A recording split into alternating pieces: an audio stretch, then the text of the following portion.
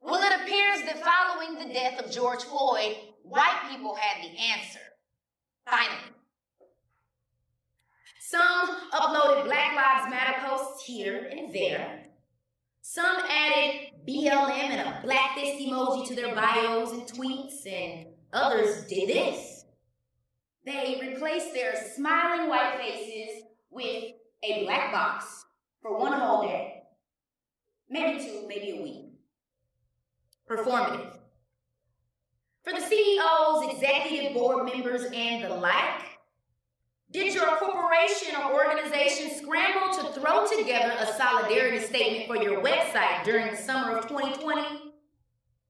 Maybe an email went out to all of your employees and constituents stating your company's efforts towards addressing and combating systematic racism that included goals that simply weren't measurable. Did you say and do these things while your black essential employees remain unjustifiably underpaid compared to their white counterparts? Nope, that's right. You removed Aunt Jemima and Uncle Ben from the grocery store shelves, but let the racist GMs and hiring managers keep their job. Performative. No, I didn't forget about the cities with Confederate residuals painting Black Lives Matter on their streets and buildings, but doing very little, if anything at all, to reform their problematic police departments that are, quite frankly, murdering black people. Performative. All things that no one asked for, but Breonna Taylor's murderers are still walking free. And it hasn't even been a full year, about 10 months to be exact, since George Floyd's murder was recorded for the world to see.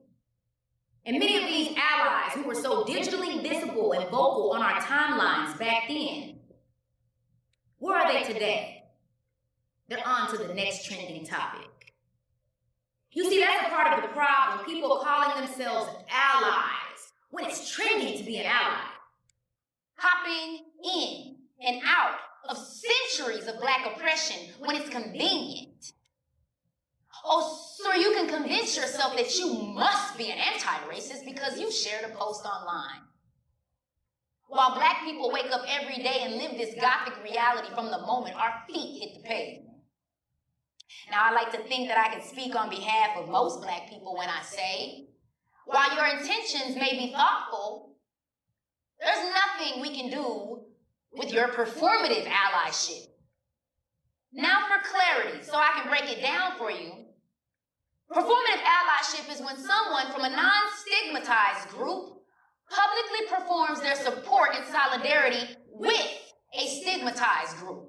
But you see, their support is performed in such a way that is only beneficial to themselves and themselves only. And it typically doesn't produce any tangible or quantifiable results for that group that they publicly claim to support. It's important to note that my former professional experiences in broadcast media, along with my current role as a doctoral student studying mediated technology and race, how it's given me somewhat of a unique perspective to critically analyze media and its many affordances. And I've noticed that we're seeing more and more of this performative allyship with the vast emergence of digital and participatory media like Facebook, Instagram, and Twitter. So in thinking about this allyship and the trendiness of it all, I've come to the realization that there are two types of performative allies. Now, the first type are the allies who genuinely want to support, and they have good intentions, but they aren't aware that they need to move their allyship from being performative to being more proactive and productive for the group that they wish to support. So a mass email, post, comment, like, hashtag, retweet on social media is not enough. You can't stand in solidarity with black bodies, but be unwilling to do the work to elevate your allyship. Further, you can't keep asking black bodies to help you do that agonizing, stressful, emotional labor. But since I'm already this far into this talk, I'll just go ahead and take one for the team. Now, the second type of performative allies are the ones who are strictly doing it for the attention. It's the reward that they get. Their allyship is rooted in their ego and perceived self-concept. So it is the likes, shares, retweets, hashtags on social media that drives their performance for their support of Black bodies. Because, Blackness is always trending. These are the type of people, from what I've noticed, that go back when no one's looking and delete posts and tweets because they're really not about that life. So ask yourselves right now, do your friends, your family, your co-workers, do you fall into either of these two categories? And if you are even the slightest bit offended at what I'm saying right now, I'm probably talking to you.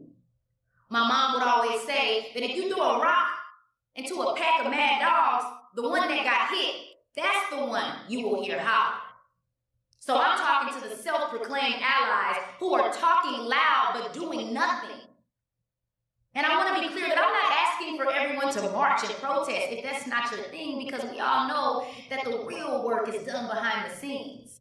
In fact, there's this push to do away with the term ally, because what we really need are accomplices. Folks who are willing and ready to shake some tables. You can't stand in solidarity with Black bodies but only show up when a Black man or Black woman is killed by the police. Now we see you online and we're a trending topic. Black people are dying physically and metaphorically every single day embedded into this racist system. So we need accomplices to fix medical racism here in America. Recent research has found that doctors are less likely to order blood tests, CT scans, and x-rays for little Black children when compared to white children. And Black women are 3 to 4 times more likely to die from pregnancy-related causes than white women in the U.S. So call out your friends and family who express questionable, if not outright racist, views that hide beneath those white lab coats. You see, we need accomplices to fix this country's school funding that's tied to property tax revenues. Which neighborhoods do you think have the poorest schools? Speak up and show up to those school board meetings, because the racial education gaps that already exist in this country are only going to widen and worsen after this pandemic. We need accomplices to help put healthy food on the tables of Black families who live in food deserts, who have to rely on convenience stores and gas stations to feed their families. So accomplices, speak up and show up to your city council meeting and call out your city planning commissions. And one of the most important places you can be an accomplice is in your very own living room. You know, when your grandma and uncles are calling me will you just justify their comments and behaviors with, well, that's just how they are. They're just stuck in their ways. Let me ask you this. When your car gets stuck in the ice or in the mud, do you just abandon your car because it's stuck? Or do you get out of your car and push until it's no longer stuck? Maybe it's that your depreciating car is more valuable to you than your self-proclaimed allyship. So you say Black Lives Matter, but not enough to call out your racist family, and not enough to have uncomfortable conversations with your coworkers because you risk losing relationships while I risk losing my life. We're not the same. And again, while your intentions may be in the right place, it's not the thought that counts anymore.